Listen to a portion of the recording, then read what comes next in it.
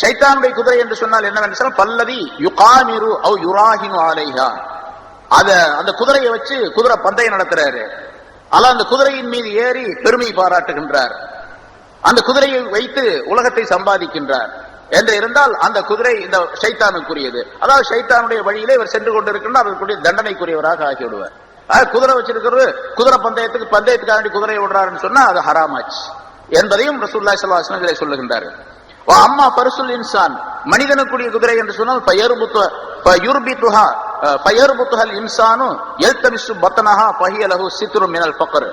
அந்த குதிரையை வளர்க்கக்கூடிய அந்த மனிதனுக்குரிய குதிரை என்று சொன்னால் அதை வளர்க்கின்றார். அந்த குதிரையின் காரணமாக தன்னுடைய வயிற்றை வளர்த்துக் கொள்ளுகின்றார் அவர். அதாவது சாப்பாட்டுக்கு ஏதாச்சும் அதுல இருந்து வண்டியில வச்சு வண்டி ஓட்ட குதிரை வண்டி வச்சு சம்பாதிக்கிறாரு, அல்ல குதிரை ஏற்றத்தின் காரணமாக அந்த குதிரையின் மூலமாக ஏதாவது உலகத்தினுடைய பொருள் சம்பாதிக்கிறார், அதன் மூலமாக தன்னுடைய வறுமையை போக்கிக் கொள்ளுகின்றார். இது மனிதனுக்குரியது. இங்க உலகத்துல தேவையை நிறைவேற்றிக் கொள்ளலாம், அனுமதி இருக்கின்றது. ஆனால் அல்லாஹ் தஆலாவிற்கு நன்மை கிடைப்பது என்பது முடியாது. உலகத்தில் அவருடைய தேவைகள் நிறைவேறும் என்று ரசூலுல்லாஹி ஸல்லல்லாஹு அலைஹி வஸல்லம் 3 வகையாக சொல்லி காட்டுகின்றார். ஹஜ்ரத் அபூ ஸர் ரலியல்லாஹு தஆலா என்பவர்கள் பிரபலமான சஹாபி. அவர்கள் ஒரு தடவை தங்களுடைய ஒரு குதிரை, அந்த குதிரையை வைத்துக் கொண்டு அந்த குதிரையை பராமரித்துக் கொண்டு நின்று கொண்டிருந்தார். அந்த பக்கமாக இன்னொரு சஹாபி போனார், முஆவியத் இப்னு ஹதீஜ் என்று ஒருவர் போனார். என்ன குதிரையை வச்சுக்கிட்டு என்ன பண்ணிட்டு இருக்கிறீங்க அப்படின்னு கேட்டார். அவர் குதிரையை வச்சுக்கிட்டு என்ன பண்ணிட்டு இருக்கிறீங்க அப்படின்னு இவர் அவர்கிட்ட கேட்டார், அபூ ஸர் ரலியல்லாஹு தஆலா அவர்களிடத்துல.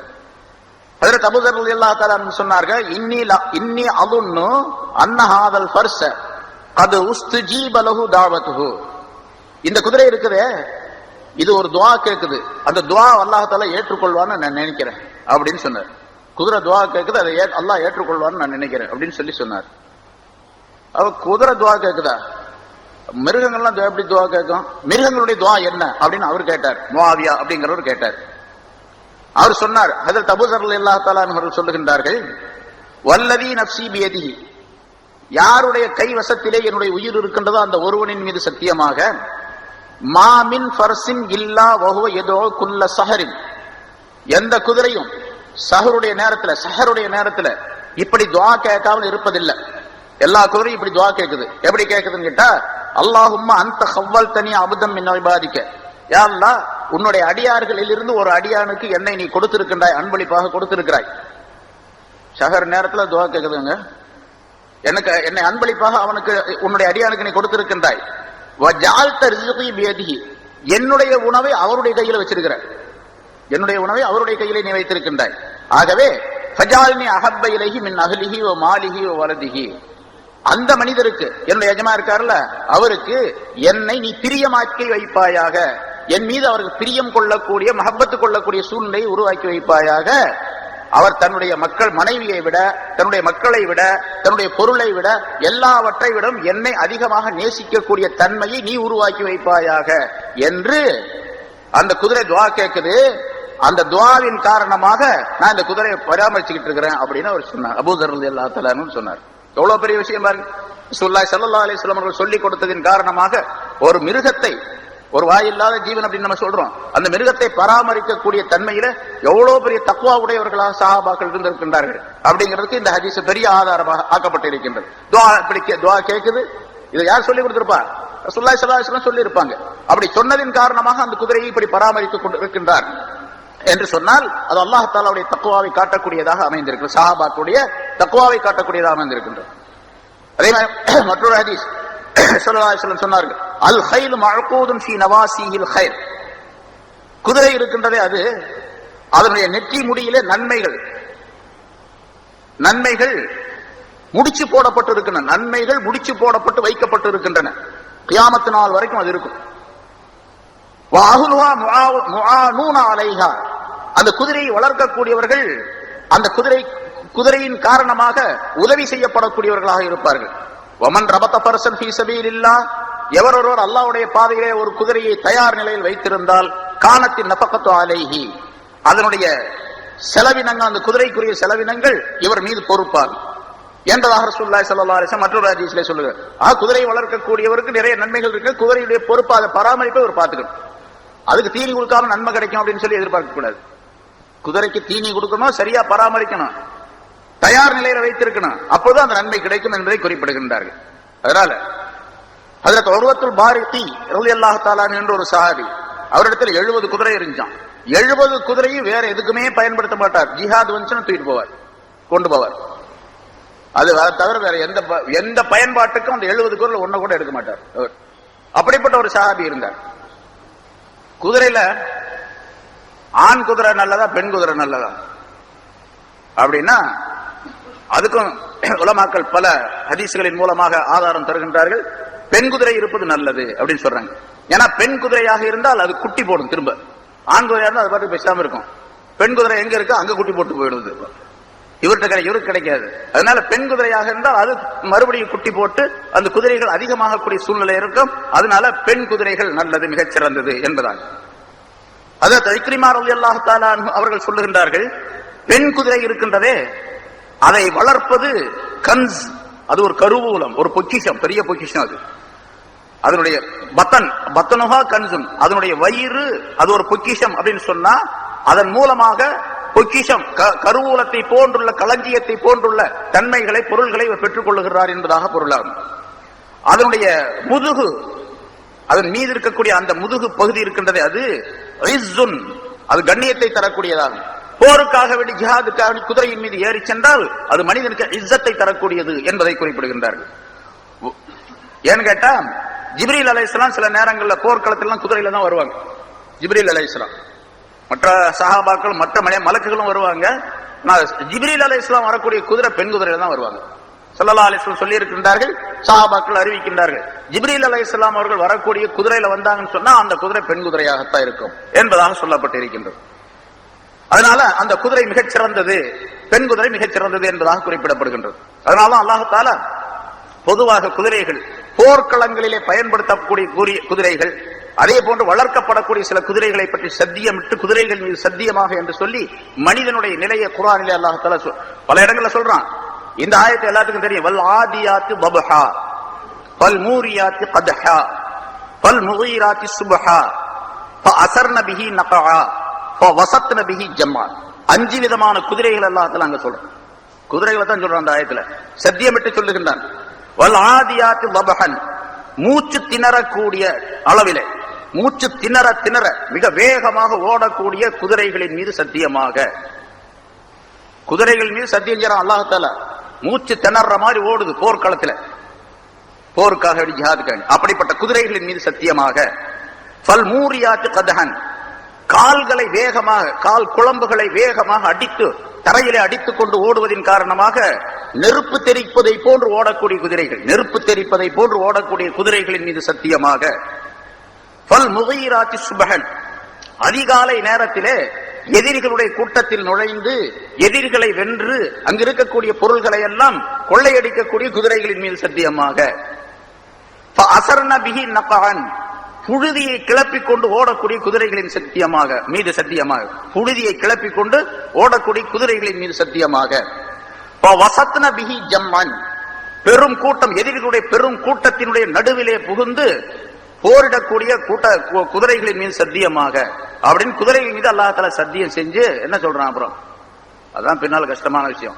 ஃபவஸத்ன பிஹி ஜம்ஆ இன்னல் இன்சான லிரப்பிஹி லகனூத், நிச்சயமாக மனிதன் தன்னுடைய ரப்புக்கு நன்றி செலுத்தாதவனாக இருக்கின்றான். இந்த குதிரைகள் மீது தான் சத்தியம் செஞ்சுட்டு அல்லாஹ் தஆலா சொல்லக்கூடிய வாசகம், மனிதன் தன்னுடைய ரப்புக்கு நன்றி இல்லாதவனாக இருக்கின்றான், நன்றி கொன்றவனாக இருக்கின்றான் என்பதாக அல்லாஹ் தஆலா குறிப்பிடுகிறான். சரி, நமக்கு அது விஷயம் இல்லைங்க. அந்த குதிரைகளின் மீது அல்லாஹ் தஆலா சத்தியமிட்டு சொல்லுவது அந்த குதிரைகள் மிகச் சிறந்தவை என்பதை சுட்டிக்காட்டுவதற்காக வேண்டி என்பதாக குறிப்பிடப்பட்டிருக்கின்றது. ஆக வமிர் ரிபாத்தில் ஹைல் என்று சொன்னால் குதிரைகளை எதிரிகளை தாக்குவதற்காக வேண்டி, எதிரிகளிடத்தில் போரிடுவதற்காக வேண்டி, எதிரிகளுக்கு எதிராக குதிரைகளை தயார் செய்து வைத்திருப்பதையும் நீங்கள் தயார் நிலையில் வைத்துக் கொள்ளுங்கள். அதே மாதிரி அதற்கு சில அடையாளங்களை போட்டு விடுங்கள். இது என்னுடைய குதிரை, நம்ம குதிரை அப்படிங்கறதுக்காண்டி சில கழுத்துல சில மாலைகளை ஏதாச்சும் ஒரு அடையாளம் போடுங்க, அதுக்கு ஏதாச்சும் அடையாளம். ஆனா அந்த காலத்துல இந்த காபிர்கள் குஃபார்கள் என்ன செஞ்சாங்கன்னு சொன்னா, தங்களுடைய குதிரைகளுக்கு ஒட்டகங்களுக்கு சில அடையாளங்களை போடுவார்கள். அது இந்த அம்பு இருக்கு பாருங்க, அந்த அம்பை கோத்து எல்லாத்தையும் சேர்த்து கோத்து அதற்கு மாலையா போடுவாங்க. சில பேர் இங்க இப்ப நம்ம பாக்குறோம் அடையாளங்கள், அதாவது நேர்ச்சி செஞ்சு கொண்டு ஏதாவது ஒரு பொருளை சுத்தி கித்தி அதை கழுத்துல போடுவாங்க. அந்த மாதிரி நீங்க போடாதீங்க. இங்க ஸல்லல்லாஹு அலைஹி வஸல்லம் வலா துகல்லிதுஹல் அவுதார, அம்புகளை எல்லாம் கோத்து ஒரு கைத்துல கோத்து அந்த அம்பு மாலையை போடுவாங்க. அம்புகளுடைய மாலையே உங்களுடைய அன்பாக போடுவாங்க. அதை போடாதீங்க. அந்த மாதிரி, அதாவது காபிர்கள் செஞ்சதை செய்யாதீங்க. அவுத்தார் என்பதற்கு இன்னொரு அர்த்தம், சில மிருகங்களை அறுத்து அதனுடைய ரத்தத்தை எடுத்து அதை ஒரு துணியிலேயோ கைத்திலேயோ நினைச்சு அந்த கயிறை மாலையாக போடுவாங்க. ஒட்டகத்துல, கழுத்துல, குதிரையுடைய கழுத்துல. அந்த மாதிரி நீங்க போடாதீங்க. அதாவது ஜாஹிலியத்துடைய காலத்துல செஞ்ச அந்த மாலைகள்லாம் போடாதீங்க.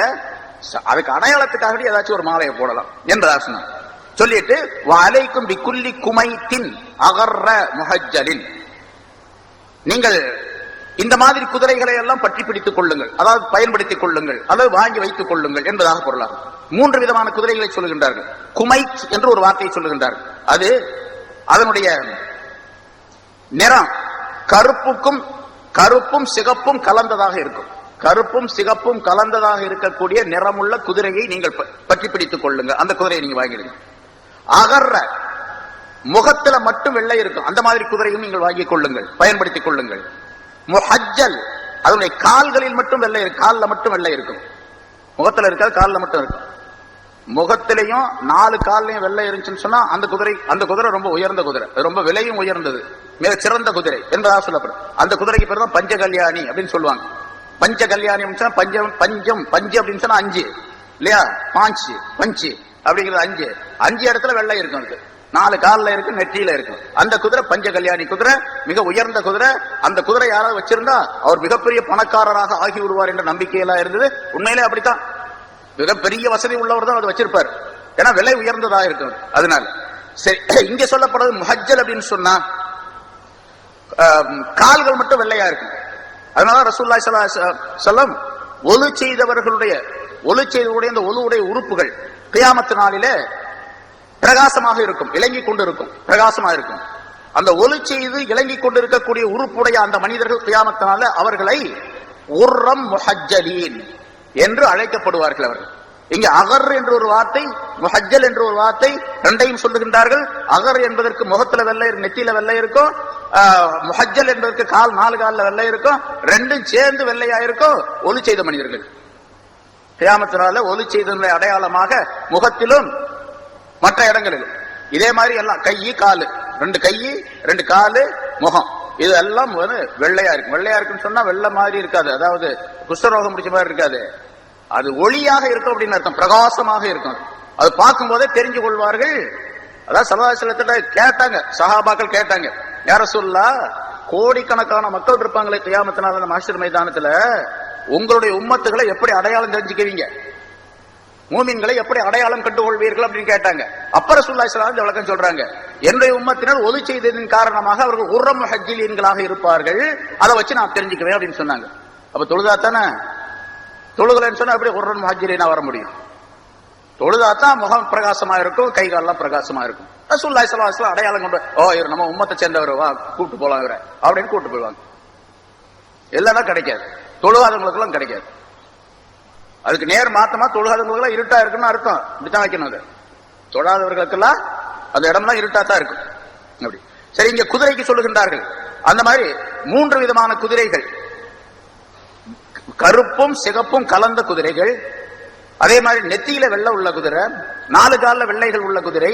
இந்த குதிரைகளை நீங்கள் பற்றி பிடித்துக் கொள்ளுங்க அப்படின்னு சொன்னா அதை வாங்கிக் கொள்ளுங்கள், வளர்த்துக் கொள்ளுங்கள், வைத்துக் கொள்ளுங்கள் என்பதாக எல்லாம் சொல்லுகின்றார்கள். அதே மாதிரி அஷ்கர் என்று ஒரு நிறம் உள்ள குதிரை சொல்றாங்க, சாம்பல் நிறம், கொஞ்சம் கலப்பு நிறம் உள்ளது. அதுகம், வெள்ளையும் கருப்பும் கலந்த ஒரு விதமான குதிரை. இந்த குதிரைகளையும் நீங்கள் வாங்கிக் கொள்ளுங்கள் என்பதாக ஸல்லல்லாஹு அலைஹி வஸல்லம் அவர்கள் சொல்லுகிறார்கள். இன்னும் சில குதிரைகளை பற்றி எல்லாம் சொல்லுகின்றார்கள். ஒருத்தர் கேட்டார், ஒரு மனிதர் கேட்டார், யா ரசூலல்லாஹ், இன்னி உரீது அன் அஷ்தரிய ஃபரஸன் ஃபஅய்யுஹா அஷ்தரி. நான் ஒரு குதிரை வாங்கணும்னு நினைக்கிறேன், எந்த குதிரை வாங்கலாம்? குதிரை வாங்குறதுக்கு ரசூலுல்லாஹ் அபிப்பிராயம் கேட்டாரு, என்ன குதிரை வாங்க அப்படின்னு கேட்டார்.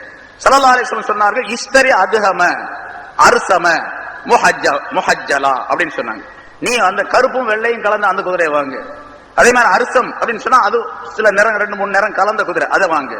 முஹஜ்ஜல், அதாவது 4 காலில் வெள்ளை உள்ள அந்த குதிரையை வாங்கு அப்படின்னு சொல்லிட்டு ரசூலுல்லாஹி ஸல்லல்லாஹு அலைஹி வஸல்லம் அவர்கள் சொன்னார்கள், தல்குல் எதில் யும்னா அவ் மினல் குமைத்தி அலா ஹாதிஹி ஷியத்தி தகனம் தஸ்லம், இந்த மாதிரி உள்ள குதிரைகளை நீ வாங்கினால் உனக்கு அதுல பரக்கத்து ஏற்படும், நீ உனக்கு செல்வம் வரும், நீ வெற்றி பெறுவாய், சலாமத்தாக இருப்பாய் என்று ரசூலுல்லாஹி ஸல்லல்லாஹு அலைஹி வஸல்லம் அவர்கள் குதிரை வாங்குறதுக்கு இவ்வளவு சொல்லி தந்தாங்க. அந்த மனிதருக்கு குதிரை எந்த குதிரை வாங்கணும்னு கேட்கும்போது, அப்ப குதிரை வாங்கணும்னு கேட்கும்போது ஒருத்தர் வந்து கேட்கறான்னு வச்சுங்க, அது விஷயம் தெரிஞ்சவராக இருந்தா அவர்கிட்ட வந்து கேட்கிறாரு. வேண்டாம் வந்து ஒருத்தர் கேட்கறான்னு வச்சுங்க, என்ன வாங்கலாம் அப்படின்னு சொல்லிட்டு, எனக்கு தெரிஞ்ச பொருளை கேட்டா தான் நான் சொல்ல முடியும். தெரியாத பொருள் கேட்டாருன்னா என்கிட்ட வந்து இப்ப குதிரை என்ன குதிரை வாங்கலாம் என்று கேட்டாருன்னா எனக்கு என்ன தெரியும்?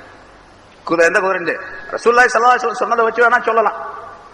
என்ன தெரியாத ஒரு விஷயத்தை தெரிஞ்ச விஷயத்தை கேட்கும் பொழுது பொறுப்பாக பதில் சொல்லணும் அப்படிங்கறதை ரசூலுல்லாஹி ஸல்லல்லாஹு அலைஹி வஸல்லம் இங்கே குறிப்பிடுகின்றார். ஒருத்தர் வந்து கேட்கிறாரு, ஒருத்தர் மளிகை கடை வச்சிருக்கிறாரு, அவரு இன்னொரு மளிகை கடை வைக்க போறாரு. வேறொருத்தர், அந்த வேறொருத்தர் இந்த மளிகை கடைக்கார்ட்ட வந்து கேட்கிறாரு, நான் இந்த இடத்துல மளிகை கடை வைக்க போறேன், நீங்க மளிகை கடை வச்சு 20 வருஷமா சர்வீஸ் பண்ணிட்டு இருக்கிறீங்க, என்ன மளிகை சாமான்களை எது எது அந்த மஹல்லாவில் விற்கும் அப்படின்னு கேட்டா பொறுப்பான பதில் சொல்லணும். நீ அந்தந்த பொருளை வாங்கி வச்சு வித்துட்டேன்னா உனக்கு லாபம் கிடைக்கும் அப்படின்னு சொல்லணும். அவர் மீது பொறாம நீ ஒண்ணுமே வாங்காதப்பா, அந்த இடத்துல வியாபாரமே ஆகாதுக்கு வேற கதை மூடிட்டு போ அப்படின்னு எல்லாம் சொல்லக்கூடாது என்பதையும் ரசூலுல்லாஹி ஸல்லல்லாஹு அலைஹி வஸல்லம் அவர்கள் இங்கே சொல்லி காட்டுகின்றார்கள். அதே மாதிரி ரசூலுல்லாஹி ஸல்லல்லாஹு அலைஹி வஸல்லம் அவர்கள் அஷ்கல் என்று ஒரு குதிரை, ஷிகால் என்பதாக பெயர், கான ரசூலுல்லாஹி ஸல்லல்லாஹு அலைஹி வஸல்லம் யக்ரஹு ஷிகால மினல் கைல், குதிரையில ஷிகால் என்ற குதிரையை ஸல்லல்லாஹு அலைஹி வஸல்லம் வெறுத்தார்கள், வெறுக்கக்கூடியவர்களாக இருந்தார்கள் என்பதாக. ஷிகால் அப்படிங்கிறதுக்கு என்ன அர்த்தம் கேட்டா, புவல் ஃபர்சுல்லதி ஃபீ ரஜிலில் யும்னா பயால், அதாவது வலது காலிலே வெள்ளை இருக்கும், அந்த குதிரைக்கு வலது காலில் வெள்ளை இருக்கும். வஃபி யதிஹில் யுஸ்ரா, அதே மாதிரி இடது கையிலனா அது முன்னால் உள்ள கால், முன்னால் உள்ள கால் கை, பின்னால் உள்ள 2 காலும் கால் இருக்கு இல்லையா, அப்படி அர்த்தம் வச்சுக்கணும். முன்னங்காலில இடது முன்காலிலே, அதாவது அந்த கையில வெள்ளை இருக்கும், வலது பின்காலிலே வெள்ளை இருக்கும், அதுக்கு பேர் ஷிகால் என்று சொல்லப்படும். அல்லது இதுக்கு மாத்தி முன்னங்கால் 2ல ஏதாவது ஒரு காலில் வலதுல வெள்ளை இருக்கும், பின்னால் உள்ள காலில் இடதுல வெள்ளை இருக்கும். மாத்தி அப்படியே 2 காலு, அந்த காலில் இந்த காலில் பின்னாலே முன்னால இப்படி வெள்ளை இருந்துச்சு மாறி இருந்துச்சுன்னு சொன்னா இதுக்கு பேர் ஷிகால் அப்படின்னு சொல்லப்படும். இந்த மாதிரி குதிரையை வாங்காதீங்க, இந்த குதிரையை ரசூலுல்லாஹி ஸல்லல்லாஹு அலைஹி வஸல்லம் வெறுத்தார்கள் என்பதாக சொன்னார்கள் ரசூலுல்லாஹி ஸல்லல்லாஹு அலைஹி வஸல்லம். இதுக்கு பின்னால இது ஸல்லல்லாஹு அலைஹி வஸல்லம் சொன்ன காலம், அதுக்கு பின்னால 60 வருஷத்துக்கு பின்னால ஹஜ்ரத் ஹுசைன் ரலியல்லாஹு தஆலா அன்ஹு அவர்கள் கர்பலா போர்க்களத்திலே மடிந்தார்கள், அவர்கள் ஷஹீதானார்கள் அப்படிங்கிற வரலாறு தெரியும். அதுக்கு உலக பிரசித்தி பெற்ற ஒரு வரலாறு அது இல்லையா. ஹுசைன் ரலியல்லாஹு தஆலா அன்ஹு அவர்கள் அந்த யஸீதுடைய படையிடத்தில் போரிடக்கூடிய நேரத்தில் அவங்க போறது அந்த ஷிகால்ங்கிற குதிரை, காலில் வெள்ள முன்ன பின்ன இருக்கு பாருங்க, அந்த ஷிகால் என்ற அந்த குதிரையில ஹுசைன் ரலியல்லாஹு தஆலா அன்ஹு ஏறி இருந்தார்கள்.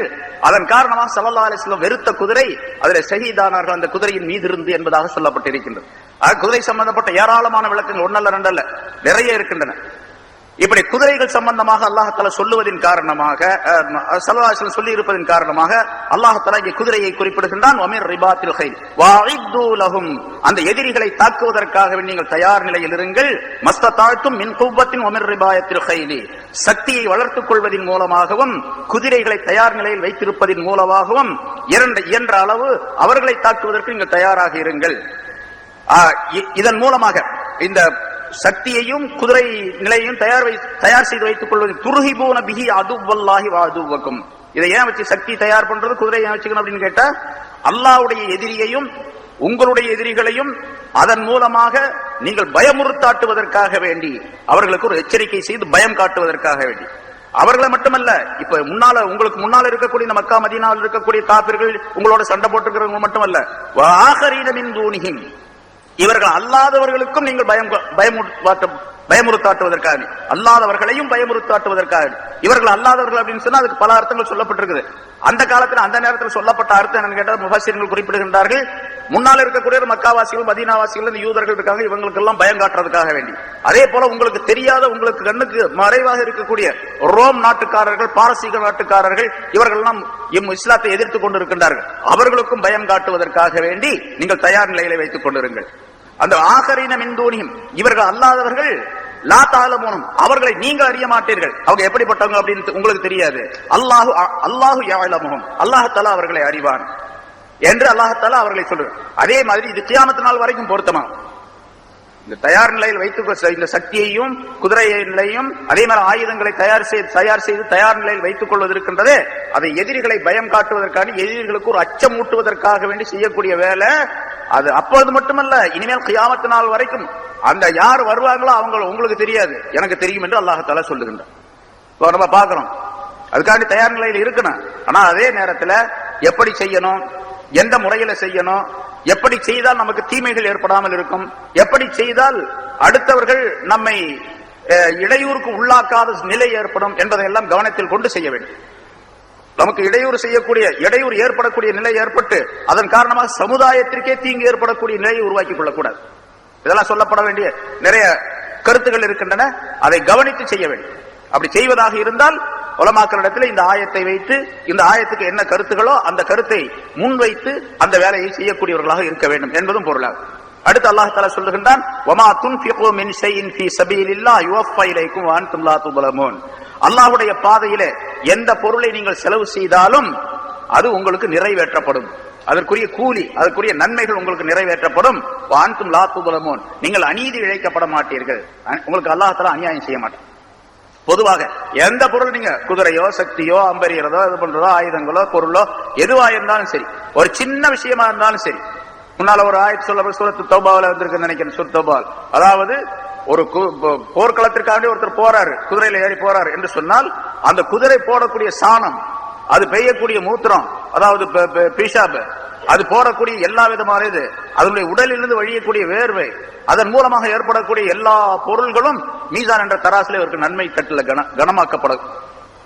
இவருடைய நன்மை தட்டில, நன்மையுடைய ஏட்டிலே அது பதிவு செய்யப்படும் என்பதாக சொல்லப்பட்டு இருக்கின்றது. அதனால எல்லா வகையிலும் நன்மைக்குரியதாக அது ஆகும் அல்லாஹ்வுடைய பாதையிலே செலவு செய்யும் பொழுது. வமா துன்ஃபிகு மின் ஷைஇன் ஃபீ ஸபீலில்லாஹ், அல்லாஹ்வுடைய பாதையிலே எந்த பொருளை நீங்கள் செலவு செய்கின்றீர்களோ அது யுவஃபா இலைக்கும், உங்களுக்கு அது நிறைவேற்றப்படும், நிரப்பமாக அந்த நன்மைகள் தரப்படும். வ அன்தும் லா துظلمون, நீங்கள் அநீதி இழைக்கப்பட மாட்டீர்கள் என்பதாக அல்லாஹ் தஆலா சொல்லி காட்டுகின்றார்.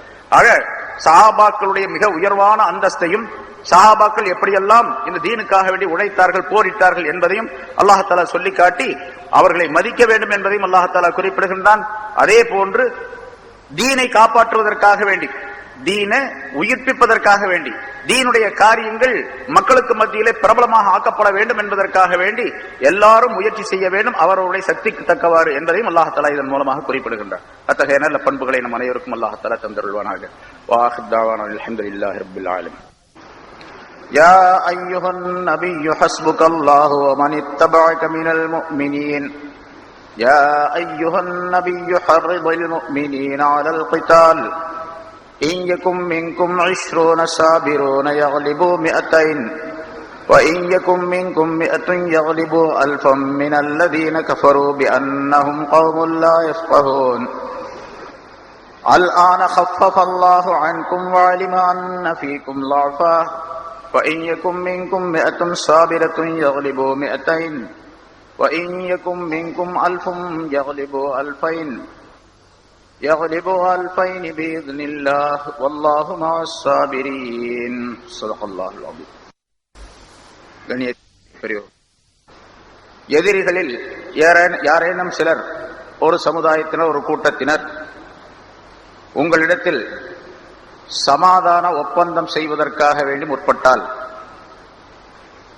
அதற்காக வேண்டி நீங்கள் சமாதானத்தை ஏற்றுக்கொள்ளுங்கள், அவர்களுக்காக நீங்களும் சமாதானமாக ஆவதற்குரிய காரியங்களை செய்யுங்கள் என்று அல்லாஹ் தஆலா அடுத்த ஆயத்திலே குறிப்பிடுகின்றார். அது சம்பந்தமாக பல விளக்கங்கள் சொல்லப்படுகின்றன. வயின் ஜனஹு லிஸ்ஸல்மி ஃபஜ்னஹ் லஹா, அந்த எதிரிகள் ஒப்பந்தம் செய்து கொள்வதற்கு இணங்கி வருவார்களேயானால், ஃபைன் ஜனஹு என்று சொன்னால் அவர்கள் சாய்ந்து வருவார்களேயானால், இணங்கி வருவார்களேயானால், ஒப்பந்தம் செய்வதற்காகவே இப்படிக்கு நாங்கள் வாழ்க்கையை வைத்துக் கொள்ளுகின்றோம் என்றெல்லாம் உங்களிடத்தில் ஒப்பந்தம் செய்வதற்காக வேண்டி அவர்கள் முனைவார்களேயானால், ஃபஜ்னஹ் லஹா, அவர்களுக்காக வேண்டி நீங்களும் வளைந்து கொடுங்கள், ஒப்பந்தத்தை ஏற்றுக்கொள்ளுங்கள் என்று அல்லாஹ் தஆலா சொல்லுகின்றான். எதிரிடத்தில் போரிட்டுத்தான் ஆக வேண்டும் என்ற கட்டாயம் இல்லை. போரிடாத நிலைக்கு அவர்கள் தங்களை ஆக்கிக் கொண்டால் உங்களிடத்தில் நாங்கள் ஒப்பந்தம் செய்து கொள்ளுகின்றோம், உங்களிடத்தில் எந்த விதமான சண்டை சச்சரவுகளையும் நாங்கள் வைத்துக் கொள்ள மாட்டோம், இஸ்லாத்துக்கு எதிராக நாங்கள் செயல்பட மாட்டோம் என்று அவர்கள் ஒரு ஒப்பந்தத்தை உங்களிடத்தில் செய்தால் நீங்கள் அந்த ஒப்பந்தத்தை ஏற்றுக்கொண்டு அதே மாதிரி ஒப்புக்கொள்ளுங்கள், அதை செயல்படுத்துங்கள் என்று அல்லாஹ் தஆலா இங்கே குறிப்பிடுகின்றான். ஆனால் ஒரு விஷயம், எதிரிகளிடத்தில் நீங்களாக வலிய சென்று நாங்கள் உங்களிடத்தில் ஒப்பந்தம் செய்து கொள்ளுகின்றோம் என்பதாக சொல்லக்கூடாது. அவர்கள் ஒப்பந்தத்திற்கு இணங்கி வந்தால் நீங்கள் இணங்குங்கள் என்பதுதான் இந்த ஆயத்தினுடைய கருத்து. அவர்கள் இணங்காமல் நீங்களாக வலிய சென்று ஒப்பந்தம் செய்து கொள்வதற்காக வேண்டி நீங்கள் சொன்னால் அது உங்களுடைய பலவீனத்தை காட்டுகின்றது. அதனால் அவர்கள் உங்கள் மீது ஆதிக்கம் செலுத்தக்கூடியவர்களாக ஆகிவிடுவார்கள். எனவே அந்த நிலைக்கு நீங்கள் உள்ளாக கூடாது. அவர்கள் இணங்கி வந்தால் நீங்களும் அதே மாதிரி ஒப்பந்தம் செய்வதற்கு தயாராகுங்கள் என்ற கருத்தை அல்லாஹ் தஆலா சொல்லி காட்டுகின்றார். ஆனால் இந்த ஆயத்திலிருந்து பொதுவாக இஸ்லாமிய ஆட்சியாக இருந்தால் ஒப்பந்தம் எதிரிகளிடத்திலே, இஸ்லாத்துக்கு எதிராக இருக்கக்கூடியவர்களிடத்திலே எப்படி ஒப்பந்தம் செய்ய வேண்டும் என்ற கருத்தும் சொல்லப்படுகின்றது. அதே நேரத்திலே அவர்கள் இணங்கி வரவில்லை, எதிரிகள் பலம் உடையவர்களாக இருக்கின்றார்கள், வசதி பெற்றவர்களாக இருக்கின்றார்கள். இப்பொழுது முஸ்லிம்கள் அவர்களிடத்தில் ஒப்பந்தம் செய்து கொண்டால், தாங்களாகவே முன் சென்று ஒப்பந்தம் செய்து கொண்டால் தங்களுக்கு ஒரு பாதுகாப்பு கிடைக்கும், இஸ்லாத்திற்கும் பாதுகாப்பு கிடைக்கும் என்று நினைத்தால் அப்பொழுது இவர்களாக சென்று ஒப்பந்தம் செய்வது கூடும் என்பதும் இந்த ஆயத்தின் மூலமாக விளக்கப்படுகின்றது. இந்த ஆயத்தினுடைய நேரடி கருத்து வயின் ஜனஹூர் இஸ்ஸல்மி ஃபஜ்னஹலஹா, அவர்கள் ஒப்பந்தம் செய்ய முனைந்தால் நீங்கள் ஒப்பந்தம் செய்து கொள்ளுங்கள் அவர்களிடத்தில் அப்படிங்கிற கருத்து தான். நீங்களாக வழிய செல்லாதீர்கள் என்ற கருத்தும் இருக்கின்றது. ஆனால் அதே நேரத்திலே சூழ்நிலையையும் பார்க்க வேண்டும். எதிரிகள் வலிமை பெற்றவர்களாக இருக்கின்றார்கள், இஸ்லாத்திற்கும் முஸ்லிம்களுக்கும் அவர்களால் ஏதாவது துன்பங்கள் ஏற்படும், பிரச்சனைகள் ஏற்படும், நஷ்டங்கள் ஏற்படும் என்று இருந்தால் இப்பொழுது இவர்களாகவே அவர்களிடத்தில் சென்று ஒப்பந்தம் செய்து கொள்வதற்குரிய வழிவகைகளை செய்து கொள்ளலாம் என்பதும் இந்த ஆயத்தினுடைய கருத்தாக, மாற்று கருத்தாக தெரியப்படுத்தப்படுகின்றது. இது இஸ்லாமிய அரசாங்கமாக இருந்தால் அவர்கள் எப்படி நடந்து கொள்ள வேண்டும் எதிரிகளிடத்திலே என்பதற்குரிய ஒரு சட்டமாக அல்லாஹ் தஆலா சொல்லித் தருகின்றார். சரி, இப்படி நீங்கள் ஒருவருக்கொருவர் பரஸ்பரம் ஒப்பந்தம் செய்து கொள்வதுடனே ஒப்பந்தம் செய்து கொண்டோம், ஆகவே நாம் வலிமை பெற்று விட்டோம் அல்லது அவர்கள் நமக்கு கட்டுப்பட்டு விட்டார்கள் என்ற நிலையில் எல்லாம் இருக்கக்கூடாது. அடுத்து அல்லாஹ் சொல்லுகின்றான், வத்தவக்கல் அலல்லாஹ், அல்லாஹின் மீது நீங்கள் நம்பிக்கை வையுங்கள். ஒப்பந்தம் செய்வதன் மூலமாக மட்டும் உங்களுக்கு வலிமையோ அல்லது எதிரிகள் உங்களுக்கு கட்டுப்பட்டு நடப்பார்கள் என்பதோ கிடையாது. நீங்கள் செய்ய வேண்டியது அல்லாஹ் மீது நம்பிக்கை வைக்க வேண்டும். அல்லாஹ் மீது எந்த அளவுக்கு நம்பிக்கை வைக்கின்றீர்களோ அந்த அளவுக்கு உங்களுடைய ஒப்பந்தத்திற்கு பலம் இருக்கின்றது, வலிமை இருக்கின்றது என்பதையும் அல்லாஹ் சுட்டி காட்டுகின்றார். இன்னஹு ஹுவஸ் ஸமீஉல் அலீம், நிச்சயமாக அல்லாஹ் தஆலா அவன் நீங்கள் சொல்லுவதையெல்லாம் கேட்கக்கூடியவனாக இருக்கின்றான், நீங்கள் செய்பவற்றையெல்லாம் அறிந்து கொள்ளக்கூடியவனாகவும் இருக்கின்றான் என்று அல்லாஹ் தஆலா தன்னுடைய நிலையை பற்றி, தன்னுடைய சிபாத்துகளை பற்றி சொல்லி காட்டுகின்றான். ஆகவே நீங்க ஒப்பந்தத்தில் எதை சொன்னாலும் சரி அல்லது பேச்சுவார்த்தைகளில் செயல்பாடுகளிலே எந்த செயல்களை நீங்கள் செய்தாலும் சரி அனைத்தையும் அல்லாஹ் தஆலா தெரிந்து வைத்திருக்கின்றான். அதற்குரிய பிரதிபலன்களை அல்லாஹ் தஆலா கொடுப்பான், அவர் அவருக்கு தக்கவர். அடுத்த ஒரு கருத்தை சொல்லுகின்றான், அவர்களுடைய இதயங்களுக்கு மத்தியிலே உல்ஃபத்தை அல்லாஹ் தஆலா உண்டாக்கி வைத்தான். அந்த ஹவுஸ் ஹஸ்ரத் என்பவர்கள் மிகப்பெரிய எதிரிகளாக இருந்தவர்கள். ஈமானின் காரணமாக, இஸ்லாத்தின் காரணமாக ரசூலுல்லாஹி ஸல்லல்லாஹு அலைஹி வஸல்லம் அவர்களுடைய சொல்லை கேட்டு அவருடைய சொல்லுக்கு கட்டுப்பட்டதின் காரணமாக அவர்களுக்கு மத்தியிலே, இதயங்களுக்கு மத்தியிலே அல்லாஹ் தஆலா அன்பை உண்டாக்கி வைத்து விட்டார். ஆனா அன்பை உண்டாக்கி கொண்டார்கள். ஆனா உண்டாக்கி வச்சது யாரு? அது அல்லாஹ் தான் உண்டாக்கி வச்சான். அதை முதலாவதாக கவனிக்கணும். அல்லாஹ்வை தவிர வேறு யாரும் அந்த உல்ஃபத்தை, அந்த அன்பை உண்டாக்க முடியாது என்பதையும் அல்லாஹ் சொல்லி காட்டுகின்றான். அதற்கு விளக்கமாகத்தான் லவ் அன்ஃபக்த மா ஃபில் அர்தி ஜமீஆ, நபியே, இந்த பூமியில் உள்ள எல்லா செல்வங்களையும் எல்லா பொருள்களையும் நீர் செலவு செய்தாலும், இவங்க அந்த மாதிரி சண்டை போட்டுக் கொண்டிருந்தவர்கள், எதிரிகளாக இருந்தவர்கள், மிகப்பெரிய பாச நேசம் உள்ளவர்களாக ஆகிவிட்டார்களே, இப்படி இந்த பாசத்தை அவர்களுக்கு மத்தியிலே உண்டாக்குவதற்காக வேண்டி பொருளை செலவு செய்து அந்த செலவு செய்வதின் காரணமாக அவர்களுக்கு மத்தியில் அன்பை உண்டாக்கி விடலாம் என்று நீங்கள் நினைத்திருந்தால், நம்ம பார்க்கிறோம் ஒரு மனிதர் இன்னொரு மனிதருக்கு மத்தியில் அன்பை உண்டாக்குறது பொருளாதாரத்தின் மூலமாக என்று மக்கள் நிறைய பேர் அப்படித்தான் நினைக்கிறாங்க இல்லையா? நிறைய பொருள் இருந்தால், காசு பணம் இருந்தால், வசதி வாய்ப்புகள் இருந்தால், நம்முடைய காசு பணங்களை கொண்டு, வசதி வாய்ப்பை கொண்டு அந்த ரெண்டு சமுதாயத்தை ஒன்றாக இணைத்து வைத்து விடலாம், ரெண்டு பேரையும் ஒன்றாக சேர்த்து வைத்து விடலாம், ரெண்டு பேருடைய மனதையும் ஒன்றாக இணைத்து வைத்து விடலாம், அன்பை உண்டாக்கி விடலாம் என்று நினைக்கிறார்கள். சாதாரணமா எல்லா மனிதர்களும் நினைக்கக்கூடிய விஷயம். ஆனால் அல்லாஹ் சொல்லுகின்றான், இந்த பூமியில் இருக்கக்கூடிய எல்லா செல்வங்களையும் நீர் செலவு செய்தாலும் மா அல்லஹ்த பைன குலூபிஹிம், அவருடைய கல்புகளுக்கு மத்தியிலே நீர் அன்பை உண்டாக்கி இருக்க முடியாது. அது உங்களால செய்ய முடியாது, யாராலும் செய்ய முடியாது, நபியாலேயே செய்ய முடியாது என்று அல்லாஹ் தஆலா குறிப்பிடுகின்றான். ஆனால் ரசூலுல்லாஹி ஸல்லல்லாஹு அலைஹி வஸல்லம் அவர்களிடத்தில் நடந்து கொண்ட முறைகள், அவர்களுக்கு சொல்லித் தந்த விஷயங்கள், அல்லாஹுடைய பயம், ஈமானுடைய உறுதி, இஸ்லாத்தினுடைய தன்மைகள், இவையெல்லாம் சேர்ந்து அவர்களை மாற்றிவிட்டன. அந்த மாற்றுதல், அந்த மாற்றிய நிலை அல்லாஹ் தஆலா அதனை உண்டாக்கி வைத்தார் என்பதாக அல்லாஹ் இங்கே குறிப்பிடுகின்றார். இஸ்லாத்திற்கு வருவதற்கு முன்னாலே அவர்கள் எப்படி இருந்தார்கள் என்ற அந்த வரலாற்றை நாம் பார்த்தால், இஸ்லாத்துக்கு பின்னாலே அவர்களுடைய நிலை மிகப்பெரிய மாற்றம் உடையதாக ஆக்கப்பட்டு விட்டது. அது அல்லாஹ் தஆலாவுடைய மிகப்பெரிய பாக்கியம் என்பதை அல்லாஹ் இங்கே குறிப்பிடுகின்றார். முன்னால சூரத்துல் நிசா என்ற அத்தியாயத்தில் சொல்லப்பட்டிருக்கின்றது, வதுகுரு நிஅமத்தல்லாஹி அலைக்கும், சூரத்துல் ஆல இம்ரான் என்பதில் வதுகுரு நிஅமத்தல்லாஹி அலைக்கும் இது குன்தும் அஅதாஅம் ஃபஅல்லஃப பைன குலூபிக்கும், இதே மாதிரி வாசகத்தை அங்கேயும் சொன்னா அங்கே விளக்கம் சொல்லப்பட்டிருக்கின்றது. அல்லாஹ் தஆலா உங்களின் மீது செய்த நிஅமத்தை நீங்கள் நினைவு கூர்ந்து பாருங்கள்.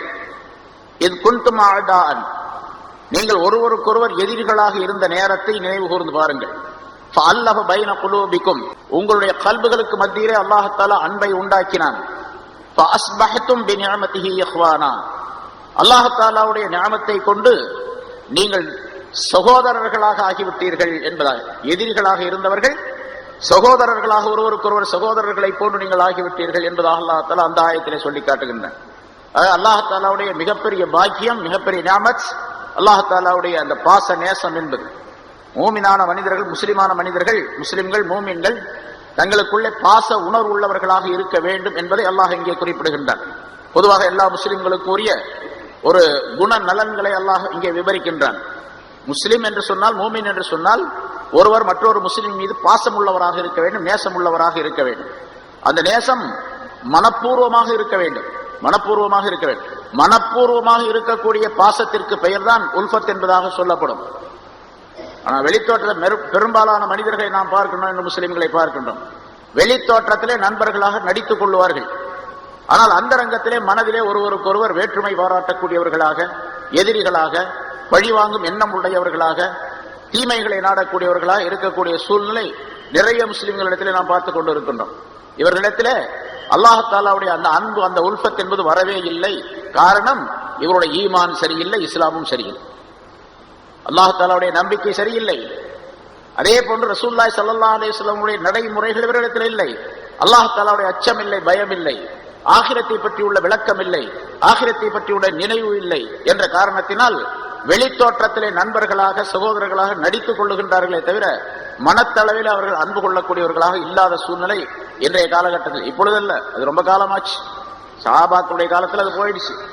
அதுக்கு பின்னால வந்தவர்களும் கூட அந்த நிலையை அடையவில்லை. சஹாபாக்களுடைய நிலையை அதற்கு பின்னால் வந்தவர்கள் அடையவே இல்லை. அவர்களுக்கு மத்தியிலே எவ்வளவு பாசம் இருந்ததோ, எவ்வளவு அன்பு இருந்ததோ, அந்த அன்பு அவர்களுக்கு அடுத்த காலத்திலே வந்தவர்களுக்கும் கூட கிடையாது. சஹாபாக்கள் அறிவிக்கின்றார்கள், ரசூலுல்லாஹி ஸல்லல்லாஹு அலைஹி வஸல்லம் அவர்களுடைய ஜனாசாவை நாங்கள் கொண்டு போய் அடக்கிவிட்டு திரும்பி வந்தோம். எங்களுடைய கைகளில் இருந்து இன்னும் மண்ணும் கூட உதிர்ந்து கீழே விழவில்லை. ஜனாசா அடக்கியதன் காரணமாக கைகளிலே மண் ஒட்டி கொண்டிருக்கும், அந்த மண்ணும் கூட இன்னும் விழவில்லை. எங்களுடைய உள்ளங்களிலே ஒரு மாற்றத்தை நாங்கள் பார்த்தோம் என்பதாக சொல்லுகின்றார். ஸல்லல்லாஹு அலைஹி வஸல்லம் அவர்கள் இந்த உலகத்தை விட்டு மறைந்தவுடனேயே அந்த மாற்றம் ஏற்பட்டு விட்டது என்பதாக குறிப்பிடுகின்றார். அப்ப ரசூலுல்லாஹி ஸல்லல்லாஹு அலைஹி வஸல்லம் அவர்கள் இந்த பூமியிலே இருந்தது சஹாபாக்களுடைய அந்த உல்ஃபத்திற்கு காரணமாக இருந்திருக்கின்றது என்பதாக இங்கே குறிப்பிடப்படுகின்றது. அதனால்தான் அல்லாஹ் தஆலா சொல்றான், ஸல்லல்லாஹு அலைஹி வஸல்லம் அவர்கள் இருந்தது காரணம். ஆனால் அதே நேரத்தில் அல்லாஹ் தான் அதை ஏற்படுத்தி வைத்தான். இந்த பூமியில் உள்ள எல்லா பொருளையும் செலவு செய்தாலும் கூட அந்த அன்பை நீர் உண்டாக்கி இருக்க முடியாது. வலாக்கின் அல்லாஹ் அல்லஹ பைன குலூபி வலாக்கின் அல்லாஹ் அல்லஹ பைனஹும், எனினும் அல்லாஹ் தான் அவர்களுக்கு மத்தியிலே அந்த அன்பை உண்டாக்கினான் என்பதாக சொல்லி, அல்லாஹ் தஆலாவுடைய அந்த அன்பும் பாசம் மூமின்களுக்கு மத்தியிலே தங்களுக்கு மத்தியிலே இருந்தால்தான் அவர்களை அல்லாஹ் தஆலா இந்த உலகத்திலே மிக சீராக சிறப்பாக ஆக்கி வைப்பான் என்பதையும் தெரியப்படுத்துகின்றான் அல்லாஹ் தஆலா. மூமின்களுக்கு மத்தியில என்ன பாச உணர்வு இருக்க வேண்டுமோ, சஹாபாக்களிடத்தில் எப்படி இருந்ததோ, அதற்கு பின்னால் உள்ளவர்களிடத்தில் எப்படி இருந்ததோ, அந்த நிலை நம்மிடத்தில் இருந்தால்தான் எதிரிகளிடத்திலிருந்து பாதுகாப்பு பெறக்கூடிய சூழ்நிலை ஏற்படும். இல்லாவிட்டால் இவர்களுக்குள்ளேயே குரோதம், விரோதம், தவறான கருத்துக்கள், தவறான எண்ணங்கள் ஒருவருக்கொருவர் கொள்ளும் பொழுது எதிரிகள் எளிதாக நம்மை வென்றுவிடக்கூடிய, நம்மை தாக்கிவிடக்கூடிய, நம்மை இழிவுபடுத்தக்கூடிய சூழ்நிலை ஏற்படும் என்பதையும் இந்த ஆயத்தின் மூலமாக தெரியப்படுத்துகின்றார். மூமினான மனிதர்கள் தங்களுக்கு மத்தியிலே அன்பாக ஒற்றுமையாக இருக்கும் பொழுது, மனப்பிணைப்போடு இருக்கும் பொழுது, ஒற்றுமை அப்படிங்கிற சொல்றது நான் அடிக்கடி சொல்லியிருக்கிறோம். ஒற்றுமை அப்படிங்கிறது பொதுவாக எல்லாரும் பேசுறாங்க. இப்போ ஒற்றுமை வேணும் மூமின்களுக்கு மத்தியில, முஸ்லிம்களுக்கு மத்தியில, சமுதாயத்தில் ஒற்றுமை வேணும் என்பதாக சொல்லிக் கொள்ளுகின்றார்கள், பேசுகின்றார்கள். ஆனா ஒற்றுமை என்ன, ஒற்றுமை என்றால் என்ன அப்படிங்கிறதுக்கு விளக்கமே தெரியாமல் சொல்லிக் கொண்டிருக்கின்றார்கள் பலர். ஒற்றுமை என்பது வெளித்தோற்றத்திலே ஒருவருக்கொருவர் கை குலுக்கிக் கொள்ளுவது, பேசிக் கொள்ளுவது, அவரிடத்தில் இவர் போவது, இவருடைய இடத்திற்கு அவர் வருவது, அவரும் இவரும் கொடுக்கல் வாங்கல் செய்து கொள்வது என்பது மட்டுமல்ல, மனம் ஒன்றி இருக்க வேண்டும்.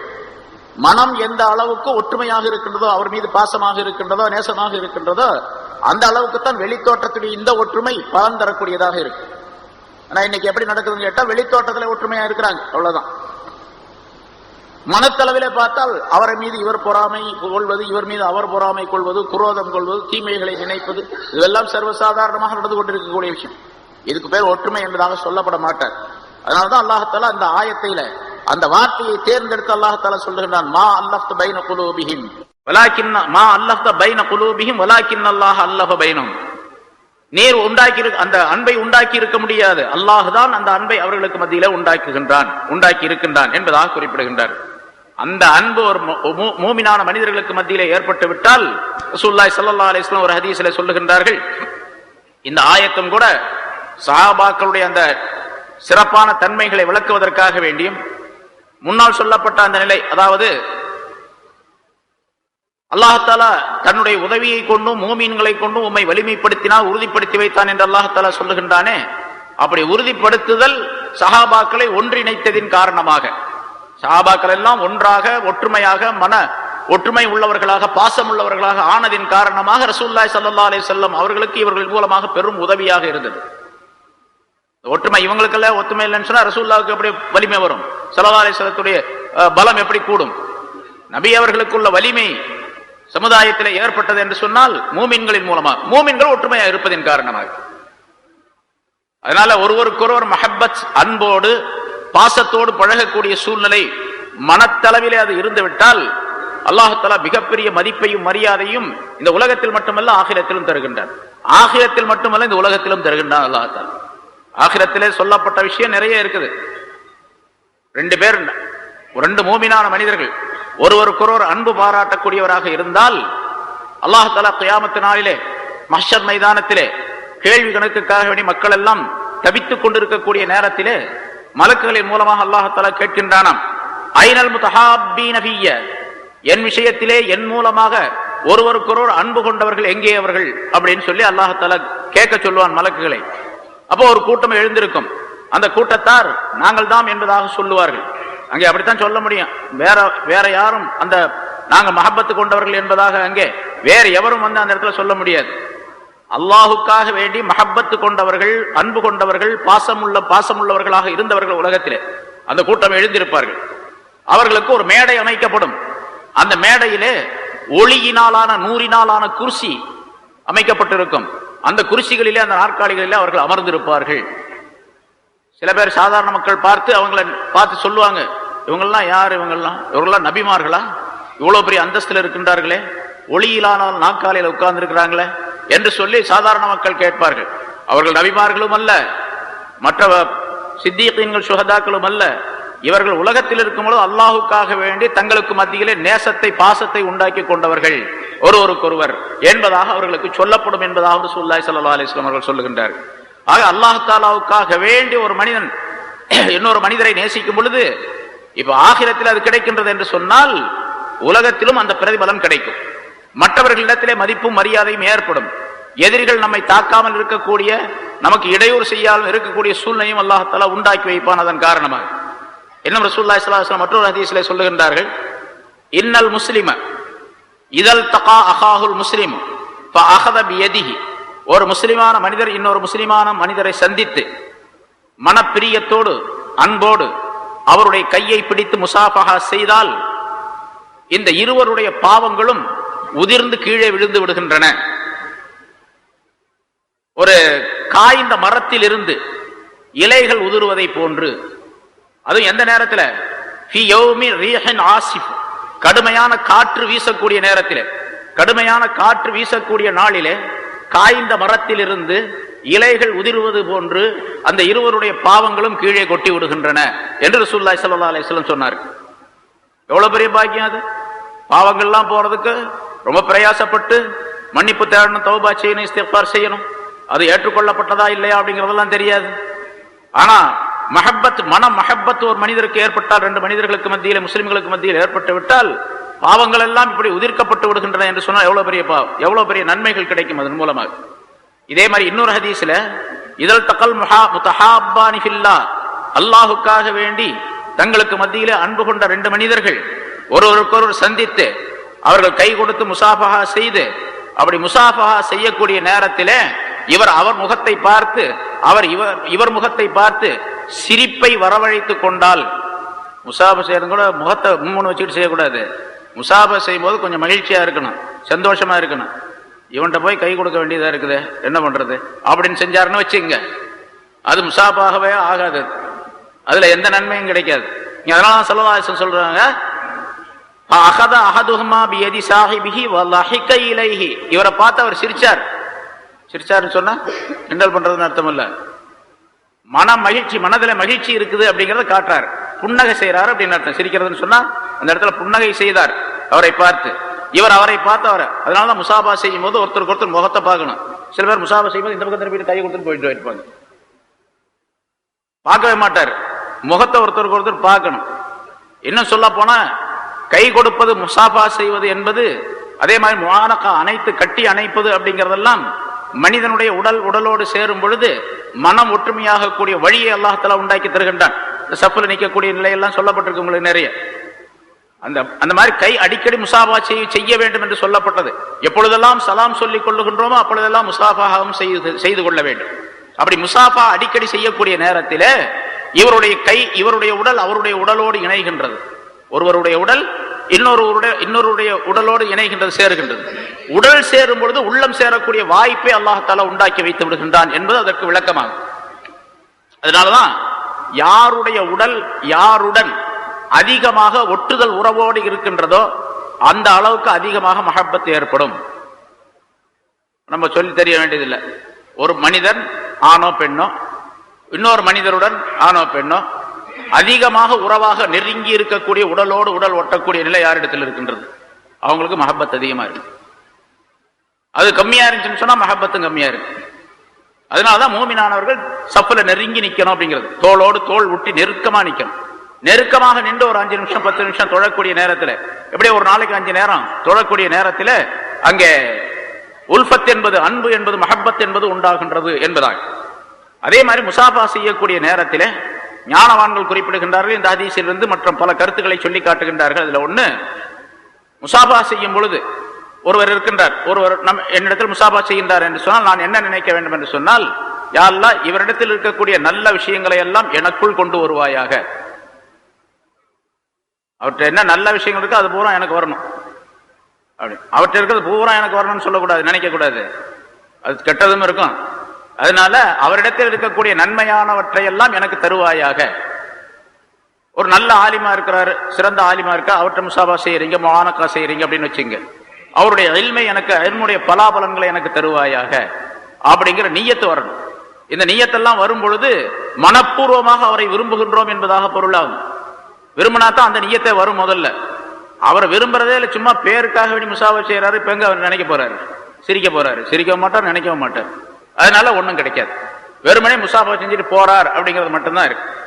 அதனாலதான் ரசூலுல்லாஹி ஸல்லல்லாஹு அலைஹி வஸல்லம் சொன்னாங்க, ஃபஅஹத அஹதுஹுமா பியதி ஸாஹிபிஹி, அவ்விருவரில் ஒருவர் தன்னுடைய நண்பருடைய கையை பிடித்து ஃபலஹிக இலைஹி, அவரை பார்த்து சிரித்தால் தஹாதத் ஹதாயாஹுமா, அவ்விருவருடைய பாவங்களும் உதிர்ந்து விழுந்துவிடும்.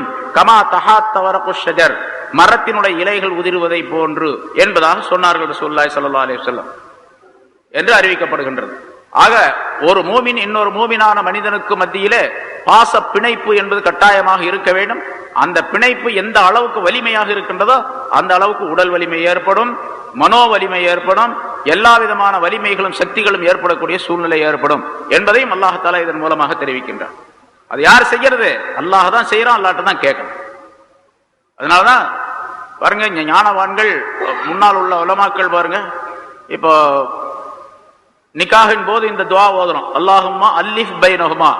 இந்த மா அல்லஃப்த இங்க அல்லஃப பைன குலூபிஹிம், மா அல்லஃப்த பைன குலூபிஹிம் வலாக்கின் அல்லாஹ் அல்லஃப பைனஹும் என்ற 3 இடத்துல அந்த அல்லஃப என்ற வார்த்தை அல்லஃப அப்படின்னு சொன்னா அன்பை உண்டாக்கி வைத்தான் என்று பொருள். அது இருந்தால் அல்லாஹும்மா அல்லிஃப் அப்படின்னு சொன்னா, அல்லஃபனா அன்பை உண்டாக்கி வைத்தான், அல்லிஃப் அப்படின்னு சொன்னா அன்பை உண்டாக்கி வைப்பாயாக, ஏவல் வினையாக அது மாறும் இல்லையா? அல்லாஹும்மா அல்லிஃப் பைனஹுமா, யா அல்லாஹ் இந்த இருவருக்கும் மத்தியிலே நீ உல்ஃபத்தை உண்டாக்குவாயாக, பாச பிணைப்பை உண்டாக்குவாயாக. கமா அல்லஃப்த பைன ஆதம வ ஹவ்வா கமா பைனல் அன்பியாஇ வ அஸ்வாஜிஹிம், நபிமார்களுக்கும் அவர்களுடைய மனைவியர்களுக்கும் மத்தியிலே எப்படி பாச பிணைப்பை நீ உண்டாக்கி வைத்திருந்தாயோ அதே போன்று இந்த மணமக்கள் இருவருக்கும் மத்தியிலே பாசத்தை உண்டாக்குவாயாக என்று துஆ கேட்கக்கூடிய ஒரு அற்புதமான வாசகத்தை நம்ம அமைத்து தந்திருக்கின்றார்கள். அதை கிண்டல் செய்யறவங்களும் இருக்கிறாங்க. இதெல்லாம் நபிமார்கள் போல வாழ்றது அப்படின்னு சொன்னா அது முடியுமாங்க அப்படின்னு கேட்கறவங்கலாம் உண்டு. நபிமார்கள் போல நம்ம வாழ முடியாது அப்படின்னு சொன்ன. இன்னும் சில பேர் இப்படின்னு சொல்லக்கூடியவர் இருக்கிறாங்க, குழப்பவாதிகள் சில பேர். அல்லாஹும்மா அல்லிஃப் பைனஹுமா கமா அல்லஃப் பைன யூனுஸ் அலைஹிஸ்ஸலாம் அவர்களுக்கும் அவருடைய மனைவிக்கு மத்தியிலே அன்பை உண்டாக்கியதை போன்று அப்படின்னு சொல்லும்போது, யூனுஸ் அலைஹிஸ்ஸலாம் அவ்வளவு பெரிய கஷ்டப்பட்டாங்க, அது மாதிரி கஷ்டப்பட சொல்லி துஆ செய்றார் இந்த ஆலிம் ஷா அப்படின்லாம் சொல்லுவாங்க. அப்படி கிடையாது. அவங்களுக்கு மத்தியில் கஷ்டப்பட்டார்கள் என்பது வேற விஷயம். அவர்கள் அன்பை எப்படி பகிர்ந்து கொண்டார்களோ தங்களுக்கு மத்தியிலே அதே போன்றுள்ள அன்பை அல்லாஹ் தஆலா நபிமார்களுக்கு மனைவிமார்களை பல வகையிலும் அவர்களுக்கு உதவியாளர்களாக ஆக்கியிருந்தார். சில நபிமார்களை தவிர அவர்களை படிப்பினைக்காக வேண்டி உலகத்திலே மனிதர்கள் உணர்ந்து கொள்ள வேண்டும் என்பதற்காக அல்லாஹ் தஆலா அப்படியும் ஏற்பாடு செய்தார். நபி லூத் அலைஹிஸ்ஸலாம் அவர்கள் இருந்தார்கள். அவருடைய மனைவி காஃபிர் என்று அல்லாஹ் தஆலா குர்ஆனிலே குறிப்பிடுறான். காஃபிரான ஒரு மனைவி ஒரு பெரிய நபிக்கு அல்லாஹ் தஆலா கொடுத்திருந்தான். நூஹ் அலைஹிஸ்ஸலாத்துடைய மனைவி காஃபிர் என்று அல்லாஹ் தஆலா குறிப்பிடுகின்றான். அது மாதிரி படிப்பினைக்காக வேண்டி அல்லாஹ் நாடினால் தான் எதுவும் நடக்கும் என்பதற்காக வேண்டி அல்லாஹ் தஆலா சொல்லக்கூடிய வாசகங்கள் அதெல்லாம். இப்போ அந்த மாதிரி உல்ஃபத் என்ற அந்த அன்பு இருக்கின்றதை அது அல்லாஹ் உண்டாக்கி வைக்க வேண்டும், அல்லாஹ் தஆலாவில் கேட்டு பெற வேண்டும் என்பதையும் அல்லாஹ் இங்கே குறிப்பிடுகின்றான்.